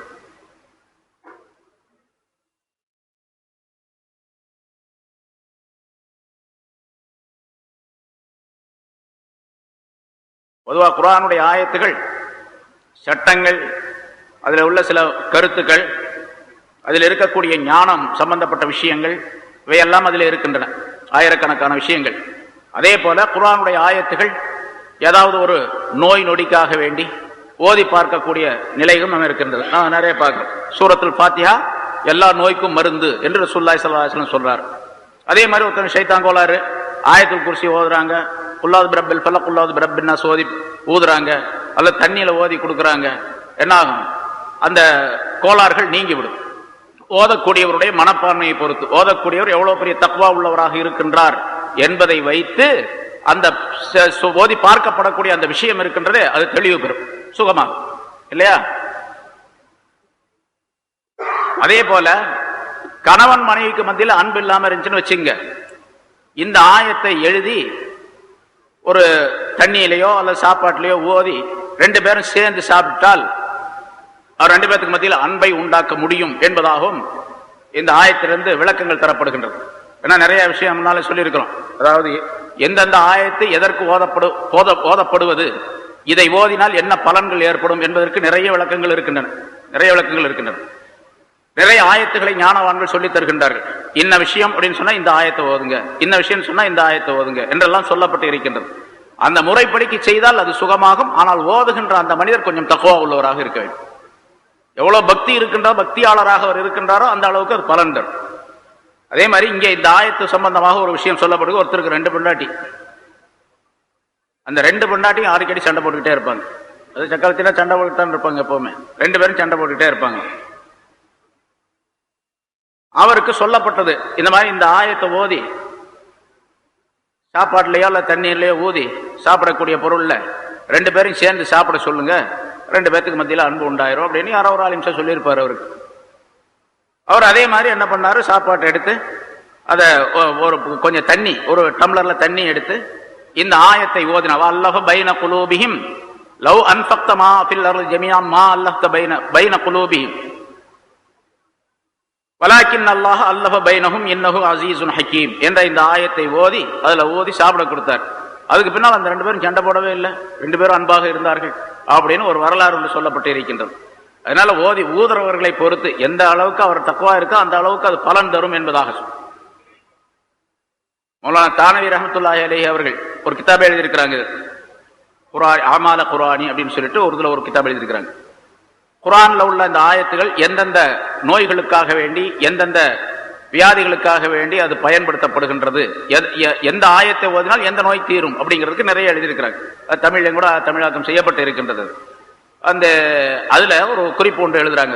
ஆரம்பத்துல அவங்களுக்கு மௌலானா தானவி அஷ்ரஃப் அலி தானவி ரஹ்மத்துல்லாஹி அலைஹி மிகப்பெரிய மேதை, ஆயிரக்கணக்கான கிதாபுகள் எழுதியிருக்கிறாங்க, மிகப்பெரிய ஞானம் படைத்தவர்கள். அவர்களுடைய ஷேக் இம்தாதுல்லா முஹாஜிர் மக்கி ரஹ்மத்துல்லாஹி அலைஹி அவர்கள், அவங்கள மிகப்பெரிய எல்லாம் இந்தியாவை சேர்ந்தவங்க, மிகப்பெரிய ஞானம் படைத்தவர்களாக இருந்தார்கள். அவங்களிடத்துல கேட்டாங்க, இந்த மாதிரி ஓதி பார்க்கறதுக்கு நிறைய வர்றாங்க, குர்ஆனுடைய ஆயத்துகள் இப்படி ஓதி பார்க்கலாமா அப்படின்னு கேட்டாங்க. மௌல் சாப், நீங்க உங்களுக்கு என்ன மனசுல வருதா, எந்த ஆயத்தை ஓதுறதுன்னா விளக்கம் கேட்டிருக்கிறாங்க. அப்போ அவங்க சொல்றாங்க, எந்த ஆயத்தை அந்த நேரத்துல ஒருத்தர் வர்றாரு, எனக்கு வயிற்று வலிக்குதுங்கிறாரு, தலை வலிக்குங்கிறாரு, அந்த நேரத்துல உங்களுக்கு எந்த ஆயத்து மனசுல வருதோ, அல்லாஹ் எந்த ஆயத்தை மனசுல கல்புல போடுறானோ அதை சொல்லுங்க, அதை ஓது சொல்லுங்க, அதை நீங்க ஓதி விடுங்க, அது சரியா போயிடும் அப்படின்னு சொல்லியிருக்கிறாங்க. இம்தாதுல்லா முஹாஜிர் மக்கி ரஹ்மத்துல்லாஹி அலைஹி தானவி ரஹ்மத்துல்லாஹி இடத்துல அவர் கேட்டுட்டு வந்தாங்க. கொஞ்ச நாள்ல, அடுத்த நாள்லயோ மறுநாள்லயோ அதுக்கு பின்னாலேயோ ஒரு பெண்மணி வந்தாங்க தானவி ரஹ்மத்துல்லாஹி இடத்துல வந்து, ஹஜ்ரத் இந்த தலையில தலை சீவும் போது வாங்க எடுக்கும் பொழுது, வாங்க வாங்க வாங்கினாலும் சரி வாங்காட்டியும் சரி நேரா வர்றது, வாங்க எடுக்கிறது, அந்த வாங்கு நேராவே வரமாட்டேங்குது, எனக்கு நேராவே வரமாட்டேங்குது. ஏதாச்சும் ஒரு ஆயத்தை சொல்லி கொடுங்க, அதை ஓதிட்டு நான் வாங்கி எடுக்கிறேன். நல்லா வாங்க எடுக்கிறதுமா ஆயத்து இருக்கும். தலைவலி காய்ச்சல்னா பரவாயில்ல, தலைக்கு உள்ள வலிச்சா ஆயத்து சொல்லலாம், தலைக்கு மேல கோடு சரியா இல்லைன்னா என்ன பண்றது?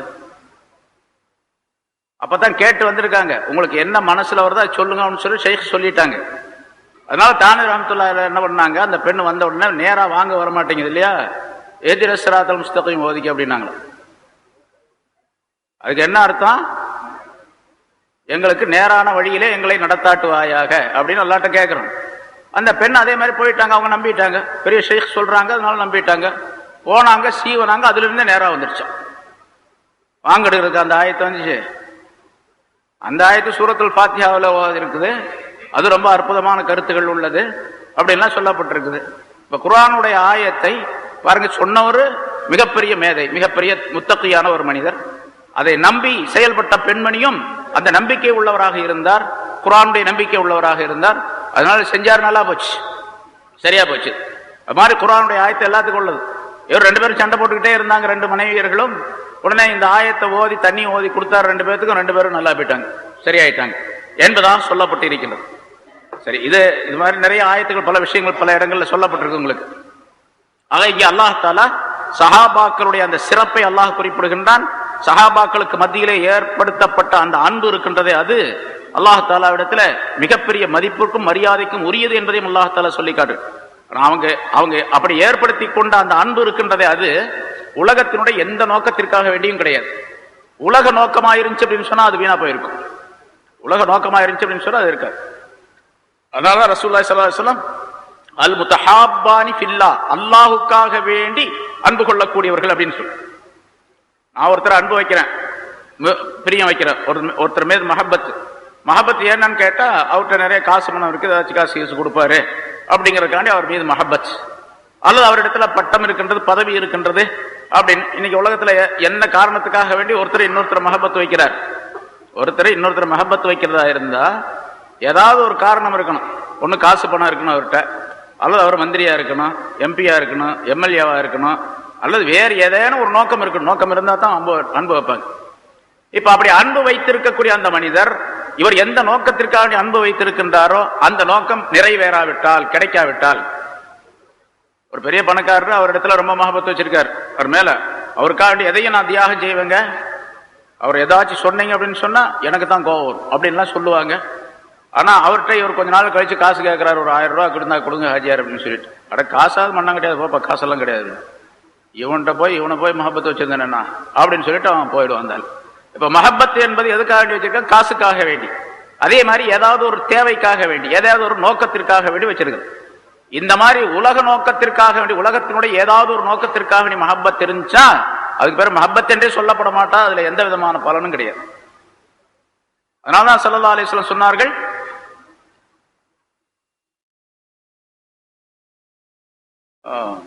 அதாவது ஒரு ஹதீஸ்ல, மன் அஅதா லில்லாஹ் வ மனஅ லில்லாஹ், அல்லாஹுக்காக வேண்டி ஒரு மனிதர் கொடுக்கின்றார், அல்லாஹுக்காக வேண்டிய தடுக்கின்றார், அல்லாஹுக்காக வேண்டிய அவர் மஹபத் வைக்கின்றார், அல்லாஹுக்காக வேண்டிய அவரை வெறுக்கின்றார். மன் அஅதா லில்லாஹி வ மனஅ லில்லாஹி வ அஹப்ப லில்லாஹி வ அபகத லில்லாஹி ஃபகத் இஸ்தக்மலல் ஈமான். எவர் ஒரு அல்லாஹுக்காக வேண்டிய கொடுத்தார், அல்லாஹுக்காக வேண்டிய தடுத்தார், அல்லாஹுக்காக வேண்டிய மஹபத் வைத்தார், அல்லாஹுக்காக வேண்டிய வெறுத்தார் என்ற நிலை இருந்தால் அவர் ஈமானை நிரப்பமாக்கி கொண்டார் என்பதாக சொல்கின்றார். நிரப்பமான ஈமான் 4 விஷயம், 2 விஷயம், அது 4ஆக சொல்லுகின்றார்கள் ரசூலுல்லாஹி ஸல்லல்லாஹு அலைஹி வஸல்லம். அல்லாஹுக்காக வேண்டியே கொடுக்கணும், கொடுக்கிறதா இருந்தால். கொடுக்க கூடாது என்று இருந்தால் அல்லாஹுக்காக வேண்டியே கொடுக்காமல் இருக்கணும். காசு கொடுக்கறதும் அல்லாஹுக்காக வேண்டி, கொடுக்காம இருக்கிறதும் அல்லாஹுக்காக வேண்டி இருக்கணும். அது என்ன அல்லாஹுக்காக வேண்டி கொடுக்காம இருக்கிறது? கொடுக்கறதும் அல்லாஹுக்காக வேண்டி எல்லாத்துக்கும் தெரியும். கொடுக்காம இருக்கிறது அல்லாஹுக்காக வேண்டினா எப்படி இருக்கிறது? ஒருத்தர் காசு கேட்கிறார், 1000 ரூபாய் இருந்தா கொடுங்க அப்படின்னு சொல்லிட்டு, எதுக்கு கேட்கிறாருன்னு சொன்னா தவறான வழி, ஏதாவது ஒரு தவறான காரியத்தை செய்வதற்காக வேண்டி கேட்கிறார், பாவமான ஒரு காரியத்தை செய்வதற்காக வேண்டி, மார்க்கத்திற்கு மாற்றமான, ஷரியத்துக்கு மாற்றமான ஒரு காரியத்தை செய்வதற்காக வேண்டி கேட்கிறார் அப்படின்னு சொன்னா இவர் கொடுக்காம இருக்கிறது தான் அவர் மீது உள்ள மஹப்பத். அவர் மீது உள்ள மஹப்பத்துக்கு அர்த்தம் என்னன்னு கேட்டா கொடுக்காம இருக்கிறது. அதே மாதிரி மஹப்பத் வைப்பதும் அப்படித்தான். அஹப்பலில்லாஹ் வ அபகலில்லாஹ், அல்லாஹ்வுக்காக வேண்டி மஹப்பத் வைக்கிறது, அல்லாஹ்வுக்காக வேண்டி வெறுக்கிறது. இவர் ஈமான் நிரப்பமானவர் என்பதாக சொல்லுகின்றார்கள். இந்த தன்மை இருந்தால் அல்லாஹ் தஆலாவிடத்தில் அவர் உயர்வானவராக ஆக்கப்படுவார் என்பதையும் அங்கே ஸல்லல்லாஹு அலைஹி வஸல்லம் அவர்கள் குறிப்பிடுகின்றார்கள்.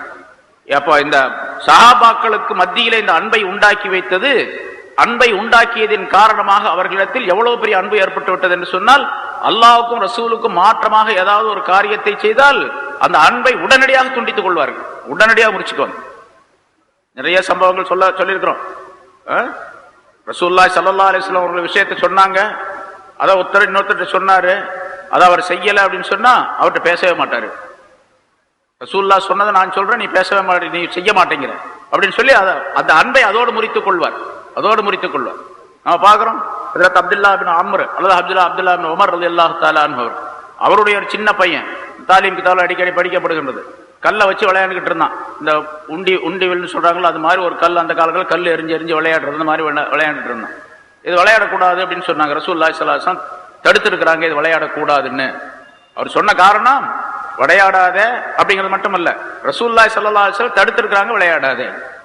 திரும்ப விளையாண்டு இருந்தார் அந்த பையன், சின்ன பையன் தான், விளையாண்டுட்டு இருந்தார். அவர் நான் அன்னைக்கே சொன்னவன்ட்ட விளையாடக்கூடாதுன்னு சொல்லிட்டு, அதுவும் ரசூலுல்லாஹி ஸல்லல்லாஹு அலைஹி வஸல்லம் சொல்லியிருக்காங்கன்னு சொன்ன, நீ திரும்ப விளையாண்டுகிட்டு இருக்கிற, உன்னிடத்துல நான் இனிமேல் பேசவே மாட்டேன் அப்படின்னு கடைசி வரைக்கும் பேசவே இல்லை. நபியோ ஹஸ்புகல்லாஹு வ மன் இத்தபஅக மினல் முஃமினீன், நபியே அல்லாஹ் உமக்கு போதுமானவன், உம்மை பின்பற்றிய மூமினானவர்களுக்கும் போதுமானவன். அல்லாஹ் உமக்கும் போதுமானவன், எல்லா காரியங்களுக்கும் அல்லாஹ் போதுமானவன், எல்லா நிலைகளிலும் எல்லா காரியங்களுக்கும் அல்லாஹ் உமக்கு போதுமானவன். அதே மாதிரி மூமினானவர்களுக்கும், மூமினானவர்களில் இருந்து யார் உங்களை பின்பற்றுகின்றார்களோ அவர்களுக்கும் அல்லாஹ் போதுமானவன். இது ஹஜ்ரத் உமர் ரலியல்லாஹு தஆலா அன்ஹு அவர்கள் இஸ்லாத்தை ஏற்றுக்கொண்டதின் காரணமாக ஏற்பட்ட ஒரு நிலையை அல்லாஹ் இதிலே சொல்லி காட்டுகின்றான் என்பதாக சிலருடைய கருத்து. அது அல்ல, பொதுவாக அல்லாஹ் தஆலா இதை மூமின்களுக்கு சிறப்பாக சொல்லுகின்றான். ரசூலுல்லாஹி ஸல்லல்லாஹு அலைஹி வஸல்லம் அவர்களுக்கு அல்லாஹ் தஆலாவுடைய பாதுகாப்பு இருக்கின்றது என்பதையும் அல்லாஹ் சொல்லுகின்றான் என்று குறிப்பிடுகின்றார். ஹஜ்ரத் உமர் ரலியல்லாஹு தஆலா அன்ஹு அவர்கள் ஹிஜ்ரி 5வது வருஷம் தான் இஸ்லாத்தை ஏற்றுக்கொண்டார்கள். நபி பட்டம் அருளப்பட்ட 5வது வருஷம் இஸ்லாத்தை ஏற்றுக்கொண்டார்கள். இஸ்லாத்தை ஏற்றுக்கொண்ட சம்பவம் எல்லாத்துக்கும் பிரபலமானது. இஸ்லாத்தை ஏற்றுக்கொள்வதற்காக வேண்டி ரசூலுல்லாஹி ஸல்லல்லாஹு அலைஹி வஸல்லம் தங்கி இருந்த அர்கம் ரலியல்லாஹு தஆலா அன்ஹுவுடைய வீட்டுக்கு போகும்போது, வீட்டுக்கு போகக்கூடிய நோக்கத்தில் அவர் போகல, ரசூலுல்லாஹி ஸல்லல்லாஹு அலைஹி வஸல்லம் அவர்களை கொலை செய்வதற்காக வேண்டி போனார். அவர் தன் இடத்துல இருந்து வெளியே புறப்பட்டு போகும்போது ரசூலுல்லாஹி ஸல்லல்லாஹு அலைஹி வஸல்லம் அவர்களை கொலை செய்வேன் அப்படின்னு உறுதிமொழி எடுத்துக்கொண்டு உறுதிமொழி கொடுத்து விட்டு வந்தார் அபூ ஜஹல் இடத்துல. அபூ ஜஹல் சொன்னான் 100 ஒட்டகம் தருவதாக. 100 ஒட்டகங்கள் தருகின்றேன், 100 ஒட்டகம் பரிசு, போய் வெட்டிட்டு வந்தான் அப்படின்னு சொல்லி இவர் வாள் எடுத்துக்கிட்டு போறாரு. அப்பதான் அவருடைய சகோதரி வீட்டுக்கு போறாரு, படிக்கிறாரு, பார்க்கிறாரு, மாற்றம் ஏற்பட்டு போயிடுது. பிறகு ரசூலுல்லாஹி ஸல்லல்லாஹு அலைஹி வஸல்லம் அவர்களிடத்துல போய் ஈமான் கொள்ளுகிறார் அப்படிங்கிற வரலாறு. ஈமான் கொண்ட பின்னால ஈமான் கொண்டுட்டார். இப்ப நேரா இங்க போயிட்டு தன்னுடைய தங்கச்சி வீட்டுக்கு போயிட்டு அப்புறம் அங்கிருந்து ரசூலுல்லாஹி ஸல்லல்லாஹு அலைஹி வஸல்லம் வீட்டுக்கு போய் அங்க தங்கி இருந்த அந்த வீட்டுக்கு போனார். எல்லா சஹாபாக்களும் பயப்படுறாங்க. ரசூலுல்லாஹி ஸல்லல்லாஹு அலைஹி வஸல்லம் அவர்கள் விடுங்க நான் பாத்துக்கிறேன் அப்படின்ட்டாங்க. ஹஜ்ரத் ஹம்ஸா ரலியல்லாஹு தஆலா அன்ஹு அவர்களும் அந்த இடத்துல இருக்கிறாங்க. ஹம்ஸா ரலியல்லாஹு தஆலா அன்ஹு அவர்கள் தான் முதலாவதாக சொன்னார்கள், உமர் வந்திருக்கிறார் அப்படின்னு சொன்ன உடனே நல்ல நோக்கத்துல வந்திருந்தா ஆச்சு, இல்லன்னு சொன்னா நான் பாத்துக்கிறேன், நீங்க வர சொல்லுங்க அப்படின்ட்டார் அவர் ஹம்ஸா. ஏன்னா அந்த காலத்துல அந்த அரபு நாட்டுல, அதாவது மக்காவில 2 பேர் தான் வீரர்கள். ஒன்னு உமர் ரலியல்லாஹு தஆலா அன்ஹு அவர்கள், அவருக்கு இணையானவர் ஒருவருக்கு இருக்குன்னு சொன்னா அவர் ஹம்ஸா ரலியல்லாஹு தஆலா அன்ஹு தான். அவருக்கு தோதா, அவருக்கு நேரா இருக்கக்கூடிய ஒருத்தர் தான்.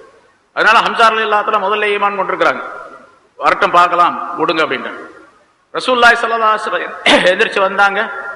வந்து ஹஜ்ரத் உமர் ரலியல்லாஹு தஆலா அன்ஹு அவர்கள் வந்து முன்னால் நின்ற உடனே அவங்க நோக்கத்தை புரிஞ்சுக்கிட்டாங்க ரசூலுல்லாஹி ஸல்லல்லாஹு அலைஹி வஸல்லம். ஏன்னா அல்லாஹ் தஆலா சொல்லியிருப்பான்ல, தெரிவிச்சிருப்பான். அதனால எந்திரிச்சு வந்தாங்க. அவருடைய சட்டையும் அந்த போட்டிருந்த அந்த ஆடைகளை அப்படி சேர்த்து முன்னால பிடிச்சு இப்படி ஒரு பிடிச்சாங்க ரசூலுல்லாஹி ஸல்லல்லாஹு அலைஹி வஸல்லம். பிடிச்ச உடனே உமர் ரலியல்லாஹு தஆலா அன்ஹு சொல்லுகின்றார்கள், அந்த பிடி எப்படி இருந்தது என்று சொன்னால் ஒரு பெரிய இடி விழுந்ததை போன்று இருந்தது. சும்மா பிடிச்சாங்க. ரசூலுல்லாஹி ஸல்லல்லாஹு அலைஹி வஸல்லம் அவர்கள் எல்லாவற்றிலும் சிறப்பானவர்கள் அப்படின்னு சொன்னா அவருடைய வலிமை பலத்திலும் சிறப்பானவர்கள். அவர்கள்ட்ட சண்டை போட்டு யாரும் ஜெயிக்க முடியாது. ஆனா போர்க்களத்தில் யாரையுமே ரசூலுல்லாஹி ஸல்லல்லாஹு அலைஹி வஸல்லம் கொலை செய்ததே கிடையாது. யாரிடத்திலும் சண்டையிட்டு கொலை செய்ததே கிடையாது ரசூலுல்லாஹி ஸல்லல்லாஹு அலைஹி வஸல்லம். சண்டைக்கு போனாங்க, முன்னால் நிற்பாங்க, தளபதியா இருப்பாங்க, அவ்வளவுதானே தவிர யாரிடத்திலும் சண்டையிட்டது கிடையாது, கொலை செய்ததும் கிடையாது ரசூலுல்லாஹி ஸல்லல்லாஹு அலைஹி வஸல்லம். கொலை செய்தது மட்டுமல்ல, யாரையும் ரசூலுல்லாஹி ஸல்லல்லாஹு அலைஹி வஸல்லம் அடித்ததே கிடையாது. யாரையும் அடிச்சதே கிடையாது வாழ்க்கையில். சரி, இப்ப அவர்கள் பிடிச்சாங்க. பிடிச்ச உடனே அவருடைய அந்த உடல்லாம் நடுங்க ஆரம்பிச்சிச்சு.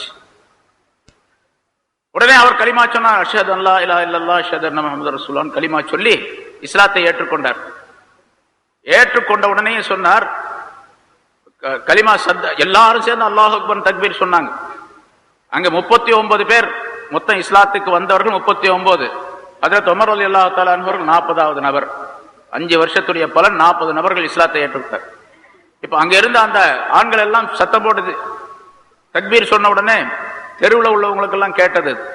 உமர் ரலியல்லாஹு தஆலா அன்ஹு சொன்னார்கள், யா ரசூலல்லாஹ், நாமெல்லாம் சத்தியத்தில் இருக்கின்றோம் அல்லவா? ஆமா, சத்தியத்தில் இருக்கு. என்ன, அசத்தியத்தில் இருக்கிறவர்கள் எல்லாம் பகிரங்கமாக சுற்றி வெளியே சுத்தி கொண்டிருக்கும் பொழுது சத்தியத்தில் இருக்கிறவங்க நம்ம ஏன் உள்ள ஒளிஞ்சிருக்கணும்? ஏன்னா அது வரைக்கும் பகிரங்கமாக போய் தொழுதது கிடையாது, பகிரங்கமாக பிரச்சாரம் செய்தது கிடையாது, காபாவில் போய் எந்த பிரச்சாரையும் செய்தது கிடையாது.